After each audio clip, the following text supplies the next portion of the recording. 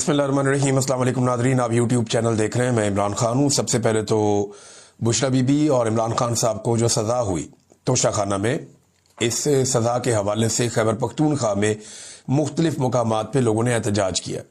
ये एहतजाज जो है वो जैसे नॉर्मली लोग निकल आते हैं एहतजाज करने के लिए पार्टी की हदायत पे, फिर पाकिस्तान तहरीक इंसाफ के जो ऑफिशियल अकाउंट्स हैं उन्होंने बताया कि जनाब ये मालाकंड डिवीज़न में हो रहा है, ये हज़ारा डिवीज़न में हो रहा है, या कुछ जो जनूबी अजला है वहाँ पे हो रहा है, पेशावर में हो रहा है। तो मुख्तलिफ जगहों पे पाकिस्तान तहरीक इंसाफ ने रैलियाँ निकाली और इमरान खान साहब के हक में मुजाहरा किया। तहरीक इंसाफ का ये मानना है कि उनके साथ ज्यादती हो रही है और पाकिस्तान तहरीक इंसाफ के सोशल मीडिया ने बाकायदा एक डॉक्यूमेंट्री बनाई है तोशा खाना के हवाले से, और बहुत सारे वो हकायक छाप दिए हैं जो हकायक नॉर्मली हम नज़रअंदाज कर देते हैं। देखिए, वक्तन फवक्तन ये सारी चीज़ें पाकिस्तान का मीडिया बताता रहा कि तोशा खाना पे किसने कितना हाथ साफ किया। तोशा खाना में किसी ने भी घड़ियां नहीं छोड़ी। जितने भी लोग आए पाकिस्तान के अंदर हुकूमतों में, वो सारे तोशा खाना के तहाइफ अपने घरों में लेकर जाते रहे, चाहे वो निगरान हुकूमतों में आए, चाहे वो बाकायदा हुकूमतों में आकर बैठे। तमाम लोग तोशा खाना के ऊपर हाथ साफ करते रहे, हत्ता कि जर्नैलों ने भी तोशा खाना के ऊपर हाथ साफ किया है।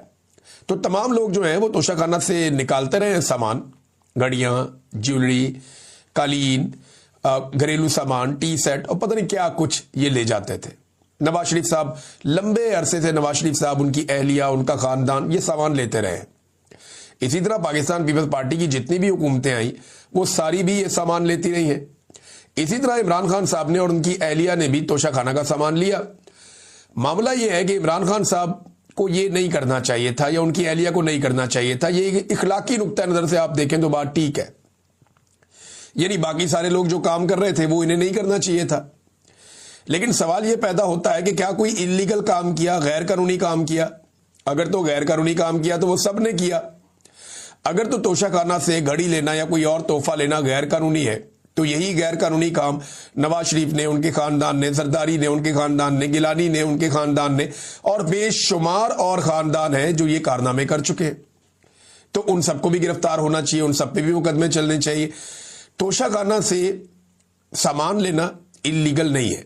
आप एक मखसूस अमाउंट जमा करवा के आप सामान ले लेते हैं और ये हमेशा से होता है, कोई पहली मर्तबा नहीं हो रहा। लेकिन इमरान खान साहब वो पहले आदमी हैं जिन्होंने तोशा खाना के रूल्स को तब्दील किया और जो 20% पैसा देकर सामान लेते थे उसको 50% तक कर दिया। अब इल्जामात इमरान खान साहब पे ये लगते हैं कि जनाब जो तोशा खाना के अंदर तहाइफ थे उनकी कीमत कम लगवाई गई। भी जो कम कीमत लगवाएगी वो प्राइम मिनिस्टर खुद लेके हाथ में तो नहीं फिरता था मार्केट के अंदर, जनाब बताएं ये कितने का है, जनाब आप बताएं ये कितने का है, जनाब आप बताएं, ऐसे तो नहीं होता था। भाई सरकारी मुलाजमीन है, तोशा खाना का बाकायदा एक डिपार्टमेंट है, वो लोग जाते हैं, वही लोग चेक करवाते हैं ना ये चीज कितने की है। तो जो उसकी कीमत लगती है उसके मुताबिक वो 20% या बाद में इमरान खान साहब ने 50% कर दिया तो उसके मुताबिक वो नीलाम हो जाता है। तरीकाकार तो ये है।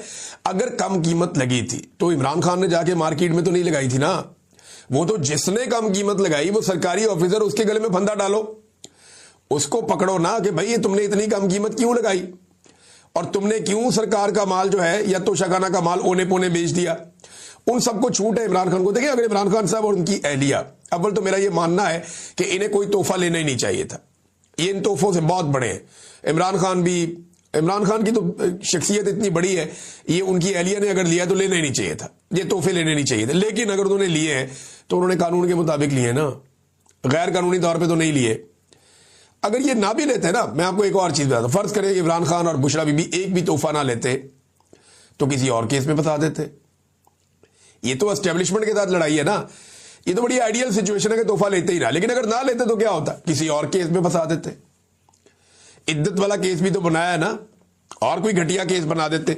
तो ये पाकिस्तान की एस्टेब्लिशमेंट से लड़ाई का नतीजा है। जिन्होंने गाड़ियां ली जो बिल्कुल ही गैर कानूनी है, गैर आईनी है, लिखा हुआ है उसके अंदर कि आप गाड़ी नहीं ले सकते तोशा खाना में, या कोई इंटीक वो आप नहीं ले सकते, वो चीजें इन्होंने ले ली।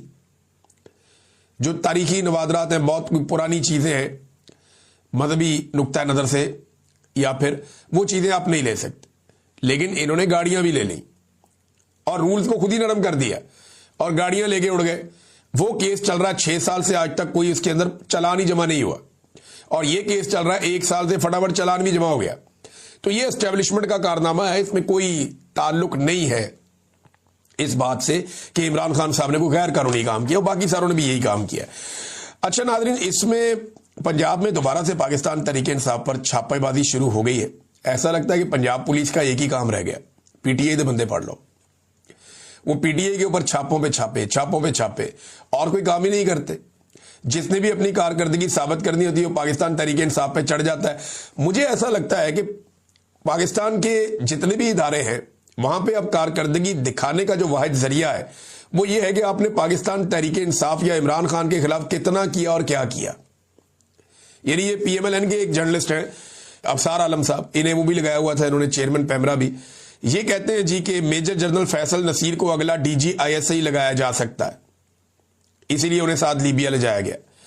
तो सवाल ये पैदा होता है कि इमरान खान साहब ने जब उन्हें गोली लगी या गोलियां लगी तो उन्होंने मेजर जनरल फैसल नसीर का ही नाम दिया था उस वक्त कि जनाब ये जिम्मेदार है, और उन्हें नामजद किया था, और उनके ऊपर सियासत में मुदाखलत के इल्जाम भी इमरान खान साहब ने लगाए। और पाकिस्तान तहरीक इंसाफ ये मानती है कि मेजर जनरल फैसल नसीर पूरी तरह से सियासत के अंदर इन्वॉल्व है, डीजीसी है वो, तो उन्हें डीजी आईएसआई अगर लगाया गया तो देखिए ये उन लोगों में से एक है जिनके पास पीछे हटने का कोई रास्ता बाकी बचा नहीं है। यानी ये लोग उस लेवल तक पहुंच गए हैं, कुछ लोग एक लेवल तक आ जाते हैं ना। देखिए आसिम मुनीर साहब और इमरान खान के बारे में लोग कहते हैं कि ये दो तलवारें एक नियाम में नहीं रह सकती, तो ये अपनी बका के लिए किसी भी लेवल तक जाएंगे। इसी तरह फैसल नसीर साहब हैं, कुछ और लोग हैं, ये लोग नहीं पीछे हट सकते। अब बात यह है कि ये जिस नहज तक पहुंच गए हैं या जहां तक ये मामलात को लेकर चले गए हैं वहां से पीछे हटा नहीं जा सकता। अब इमरान खान साहब आए तो इनकी बका खतरे में हो जाएगी, या इमरान खान साहब सर्वाइव कर गए तो ये लोग सर्वाइव नहीं कर पाएंगे। बज़ाहिर ये दिखाई देता है, ये सियासत है, इसमें कुछ भी हो जाता है, लेकिन बज़ाहिर जो दिखाई दे रहा है वो ये है। फिर एक और चीज भी बताई गई कि नून लीग ने नदीम अंजुम के लिए बहुत कोशिश की। नदीम अंजुम साबिक डीजी आईएसआई है और इसी के दौर में मुझे अगवा किया गया था, मुझे इसलिए ये बंदा हमेशा याद रहेगा। बाकी डीजी आईएसआई शायद मैं भूल जाऊं, एक एक करके अंजुम के लिए बहुत कोशिश की, इसे शायद मैं भूल जाऊं। तो हुकूमत इसे दोबारा डीजी आईएसआई लगाना चाहती थी, फिर दूसरी नहीं लगाया एस्टेब्लिशमेंट ने बात। नदीम अंजुम को कोई ना कोई ओहदा मिल जाएगा, उसकी एक वजह है। अगर लगा दे नेशनल सिक्योरिटी एडवाइजर, वो भी नहीं लगाया गया।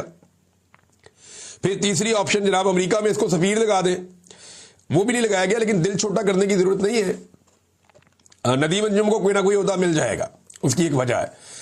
कोई भी जर्नैल जो है वो ज्यादा अरसे तक बेरोजगार नहीं रह सकता। जब उसने खिदमात सर अंजाम दी हो तो उसे कोई ना कोई नौकरी मिल जाती। नॉर्मली हम देख रहे हैं कि बहुत सारे जर्नैलों को नौकरियां आजकल मिल रही। कोई भी जर्नैल जो है वो ज्यादा अरसे तक बेरोजगार नहीं रह सकता। जब उसने खिदमात सर अंजाम दी हो तो कोई ना कोई नौकरी मिल